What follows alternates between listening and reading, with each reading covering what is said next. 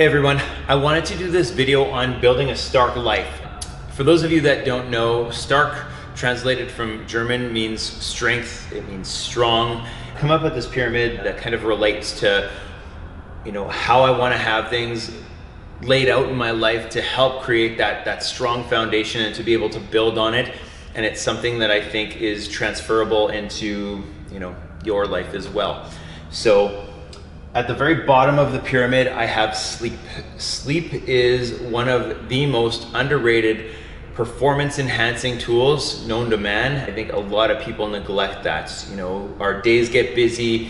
We always take on more work. We say yes to a lot of things. Sometimes the sacrifice is getting enough sleep.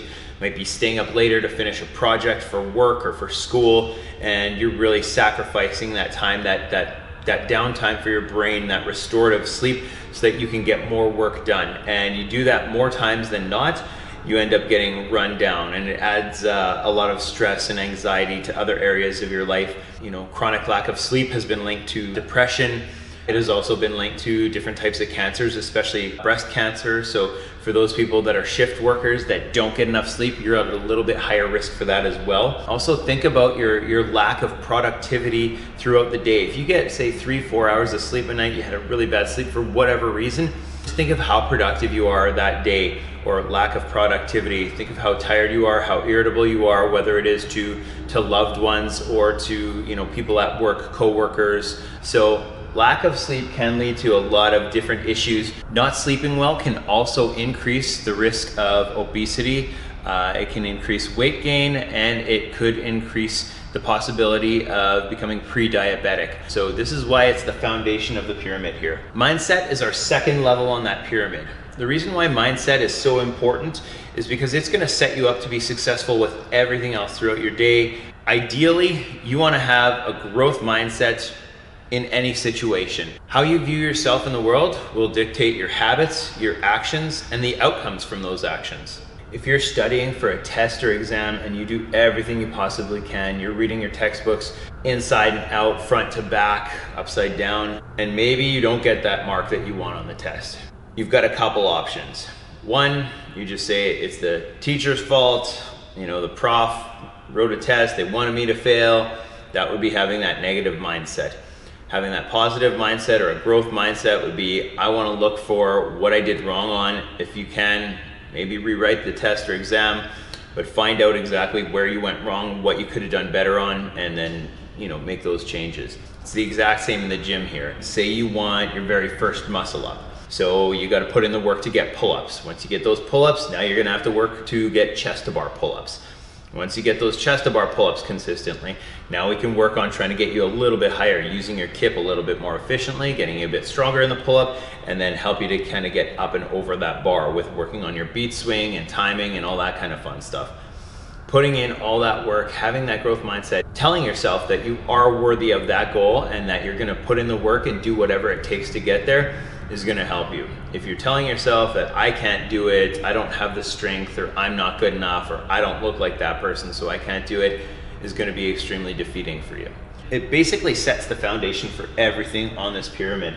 If you have a positive mindset about your goals for nutrition or health, or how you want to look or feel, that's going to set you up for it. I've worked with clients in the past who previously had tried different diets, who had crash dieted, who had tried anything that they heard about that would be like a magic pill for weight loss, and basically failed on all of it because it wasn't sustainable. It was finding that method that they could do consistently for the rest of their lives. Depending on the individual and depending on how willing they are to put in the work, to go grocery shopping, to go prepare food, is going to determine whether you're going to be successful or not. If you're starting a new challenge or starting some new eating habits and you're going into it with a negative mindset, chances are you're going to fail. If you're going to take that challenge head on and you're going to learn new habits and you're going to change some old ways and get rid of those old habits, you're going to be a lot more successful in the long run. So with the nutrition side of things, we like to keep it as simple as possible here.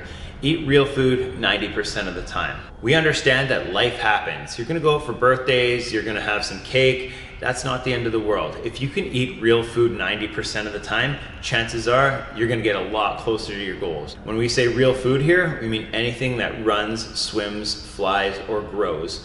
All that stuff is fair game. Then if you are taking in stuff that's highly processed or full of sugar, full of additives, try to stay away from that stuff. Keep it simple, keep the food real.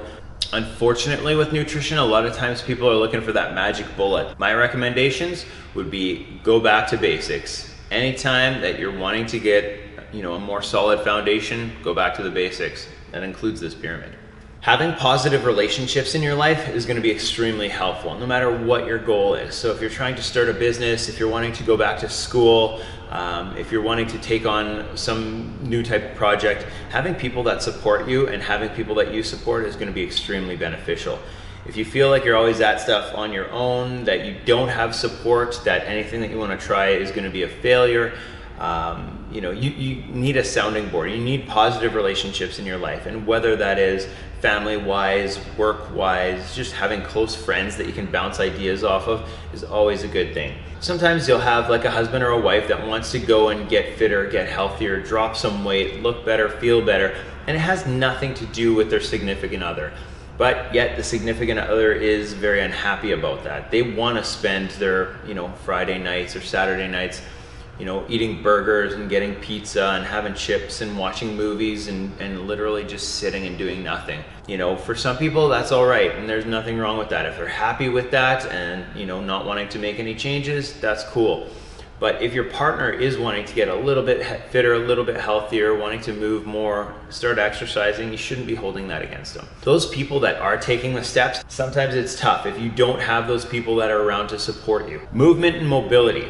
So movement and mobility could be just general movement. This is just waking up and doing 5 minutes worth of flow. It's getting those arms moving, articulating at the joints, your shoulders, your hips, your knees, your spine, your neck, doing things that you normally used to do when you were a kid. Trying to maintain that mobility and hold on to it for as long as possible is going to be extremely beneficial for your quality of life.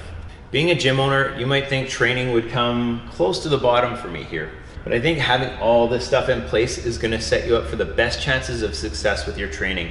If you're getting enough sleep, you have a positive mindset, you're eating enough real food consistently, if your relationships are good, if you have movement and mobility, no issues or restrictions, your training is going to go great. My recommendation is always trying to get in at least 4 workouts a week. You want to outweigh the days off that you have in a week. So if you're training for 4 days a week and you're off for 3 days a week, it's not the end of the world. Training doesn't all have to be done in the gym. This could be, going out for a bike ride. This could be going out mountain biking. This could be getting out and doing a hike, going for a walk. I truly believe that adding all of this together will give you the top of the pyramid. And this is in any different area, any of the domains that we have down below. Hopefully you can use some of what we went over to create a more well-balanced life and kind of put things in perspective and see where things are missing, where we could be adding to, and what's going to help to make you better than yesterday. Thanks for watching.